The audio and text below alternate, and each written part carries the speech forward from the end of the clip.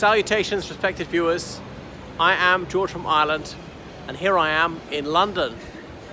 The red phone boxes give a clue. So I'm in Soho, which is the red light district of London. But obviously the red lights are all over London. Red light as in no-go zone. But if you have a closer look at these phone boxes, you'll see what some of these services advertised are.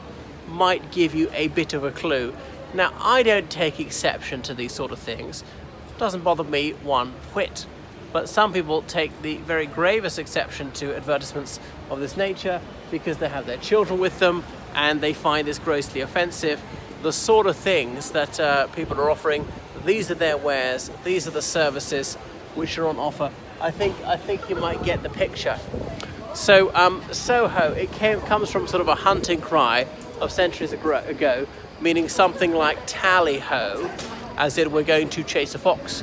Because in the old days we would have been a few miles west of London and a couple of miles east of Westminster. Remember, every city had a cathedral. There was the city of London, which had St Paul's Cathedral, and there was the city of Westminster, which had Westminster Abbey. An abbey, of course, being a large monastery. There were plenty of Benedictine monks there till the early 1530s, when there was the dissolution of the monasteries under Henry VIII. But by the 18th century, Soho was a den of vice. It was a place for prostitution and other wickedry. So behind us was a cinema in the 1970s, and a film starring Mary Millington ran there for 4 years. Mary Millington is one of Britain's first porn stars. That away is Shaftesbury Avenue. If you turn that away, it's Chinatown. But I should go on. May I say, that rubbish truck has turned up with immaculately bad timing. So this review bar here, the Windmill, have you ever seen the film Mrs. Henderson Presents? This is what it's about. This place here with nude dancing. And the Lord Chamberlain, he had the right to censor all theatrical productions, including comedy, right up into the 1960s. And he would read all comedy scripts, and he would underline in blue, not him personally, but some of his underlings, what was acceptable, what was not. And anything that was unacceptable was underlined in blue, hence the expression blue jokes, because they're in blue, they were too vulgar. And like the BBC at the time had the guidelines, no jokes about religion, sex, politics, or the royal family. Now, the best quips would include all 4 of those topics at the same time. So we are in Theatreland, the West End of London, hence the Lyric, as near the Lyric Theatre. What's Lyric all about? Well,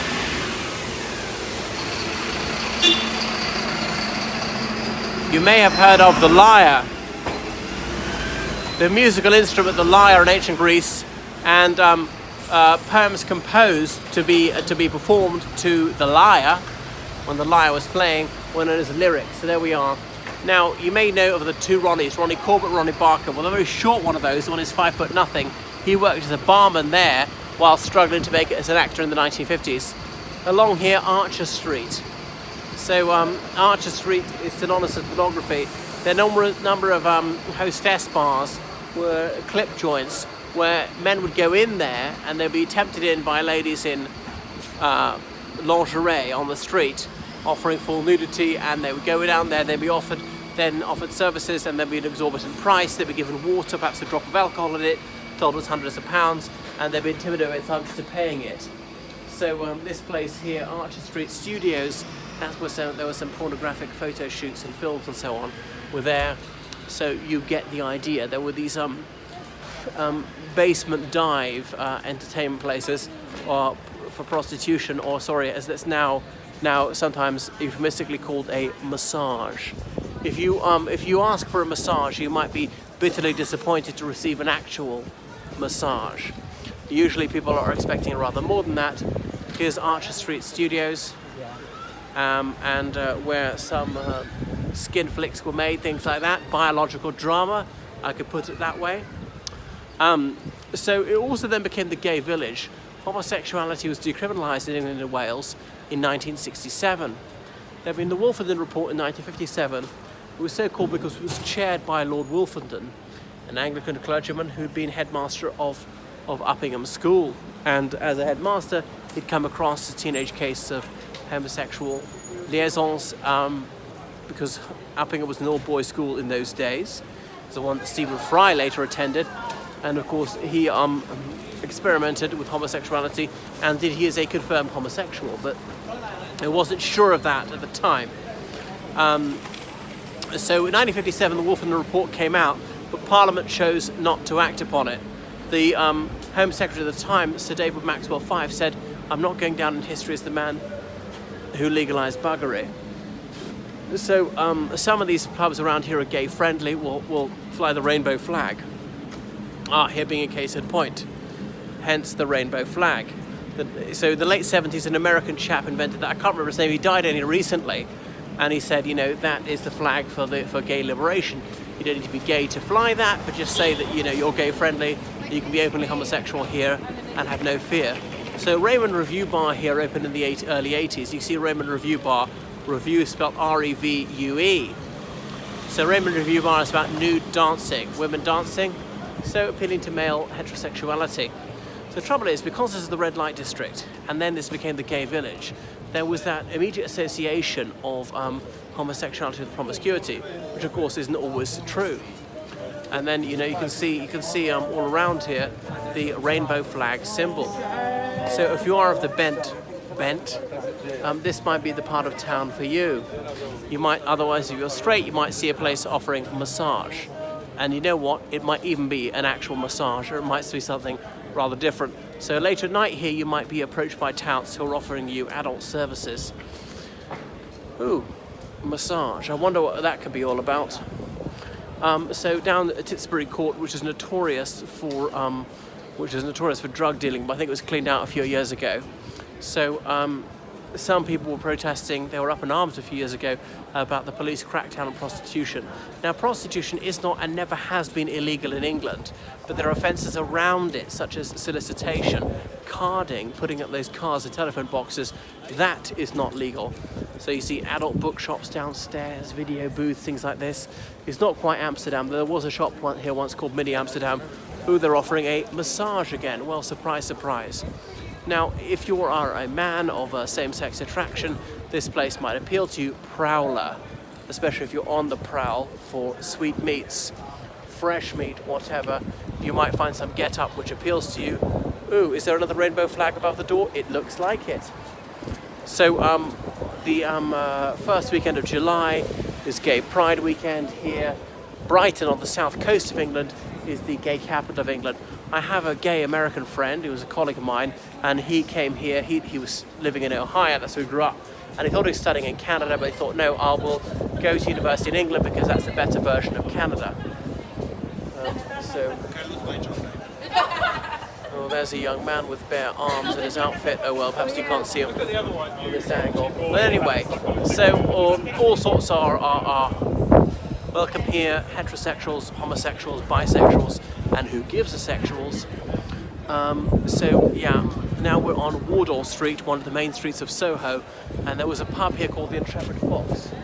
Oh, don't tell me it's shut down now, but it was famous. It had a crucified motorbike up on the wall, but I think it is no more. So it's got a bit gentrified in the last 20 years in Soho. When I was 18 and I first started coming here, it was rather a different story. It's now Byron Burgers. Oh, what a shame. The good old Intrepid Fox. You had to be rather intrepid to go in there. Bourchier, as in, it always reminds me of, who is it? Is it Cromwell's wife or mother? I forget which one had that maiden name. So you're getting the idea of what Soho is about. It's got plenty of eateries, pubs, and a few hotels actually. It became really built up in the 19th century. It was quite cosmopolitan in the 60s. You could hear all sorts of languages here. So V for village, as in gay village. There you'll see the rainbow flag once again. Anne Summers. Anne Summers was founded by Jacqueline Gold in the 60s, as in, she said places that were selling provocative lingerie were sleazy and women felt unwelcome there. But so she tried to make it more classy, more appealing to the average woman, and I think she succeeded in that. She's now a multi-millionairess. So perhaps you got the idea. So what else about Soho? Yeah, now we're on Old Compton Street. Compton being a prominent English noble family from the 17th century onwards. They're well known. I can't remember the highest title is at Marquess of Northampton. You see the rainbow symbol there behind me on that painted barrel. And so this is perhaps the main thoroughfare in Soho. And lots of French people settled here from the late 17th century onwards. The Huguenots, that's those French Protestants who fled in 1685 after the revocation of the Edict of Nantes, giving this place a more international flavour. That's when Louis XVI decided that the Protestant minority, perhaps 15% of the population of France, would be discriminated against by law. So you see here another prominent gay pub, Compton's, with the rainbow flagged out. So I remember when I was 18, I didn't know what was what, and I was wandering around here, and I walked a few steps in there, and then I froze. There was something I noticed about the men there, all eyeing me up, so I beat a hasty retreat. Even then, I wasn't quite that green, and I recognized they had some sort of interest in me. I'm not sure they have quite such an interest in me now, and that was that. It's a gay pub. So the majority of pubs here are not gay. I mean, they're not straight exactly either, because I suppose the default setting is it's straight, because what percentage of people are heterosexual in the world? Is it 90%? Is it 95%? Is it higher than that? But it's a high majority anyhow. But this is one of the most liberal cities on earth. Now here's the Admiral Duncan. He's a well-known 18th century admiral. Well, you know what the Royal Navy was about? As Churchill said around 1905, it's rum, sodomy and the lash. And in 1999, a bomb went off there and 3 people were killed. Only one of them was a gay man, actually. A bloke called David Copeland in this neo-Nazi group called the White Wolves. He set off a bomb here, aimed at the gay community, in Brixton aimed at the black community, and in Brick Lane aimed at the Bangladeshi community. He killed only 3 people, all 3 of them here. There were some injuries on Electric Avenue in Brixton, and there were some injuries in Brick Lane. But that was that. So so that's how he's serving a life sentence. And you see what sort of clientele this might appeal to. It's not quite my shtick. Call me boring. But perhaps you got a little bit of an idea about what is on offer here in Soho. This is for those who are more of a frolicsome cast of mind. And then model girls, you see this door by here. Model, no, she's not modeling for photos. Sometimes if you look up the windows, occasionally they're leaning out of the window smoking, and it'll be a rather crude transaction. Further up the street there's Quo Vadis, as obviously meaning in Latin, where are you going? And Quo Vadis is a pole dancing establishment. So there are many more places like this. Across here, Rustico, the rainbow flag once again. So I shan't show you every single place here in Soho, you got the idea. Soho, it's not that big. I mean, it's like a mile by a mile at most. Hermann's a German, a sausage place.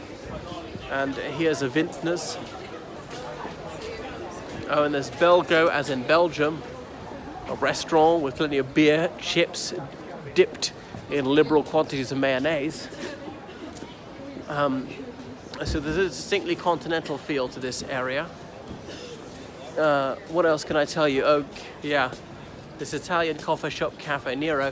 I was there last year, and just across the street, who did I espy but Rupert Everett, that well-known LGB actor, who was having a coffee with someone at another street-side cafe, and Karl Marx live on the street I'm about to show you.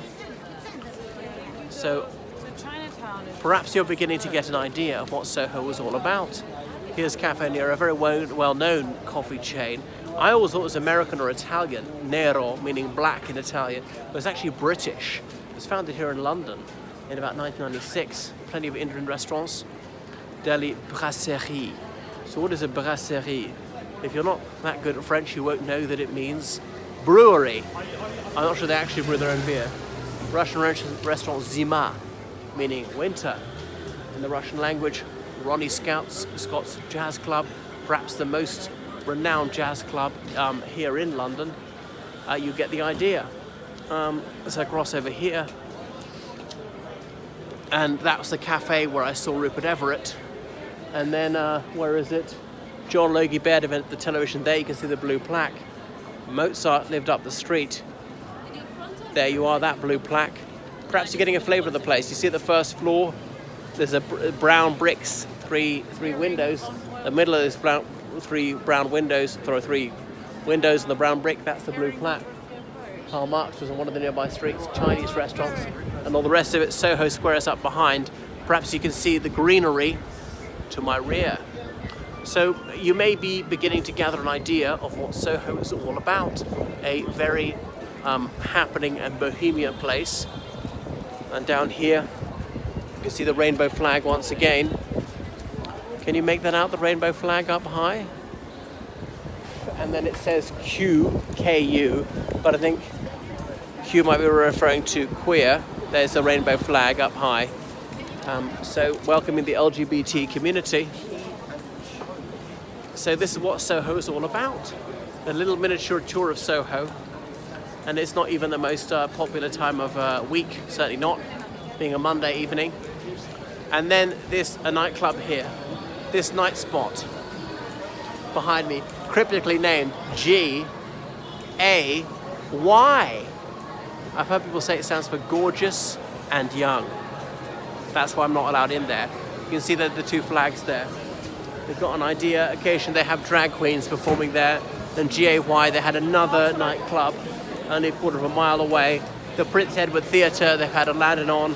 I looked into going there for a pantomime, that's a Christmas play, and it was £200 for an ordinary seat. So I said, no, thank you. So this is a little bit about what Soho is about. So many places. Café Bohème, they used to be there there used to be one in Oxford. I told you it was bohemian, and they even call it Bohème. Okay, there's some French restaurants, and many more restaurants. It's more or less the same. Ooh, well, I'll cross over here. I'm not going to get run over. I shan't show you everything. I think I give you a sufficient idea. There are places you can get fairly affordable haircuts. I wonder what orientation tends to give haircuts. All right, so that's an idea. A last panorama of it. Oh, what a pity, Chicken Slims. There used to be A Rockets, that American diner place. There used to be loads of them in Dublin around 2000. But there we are. So that is a whistle-stop tour of Soho, which is London's red light district stroked gay village.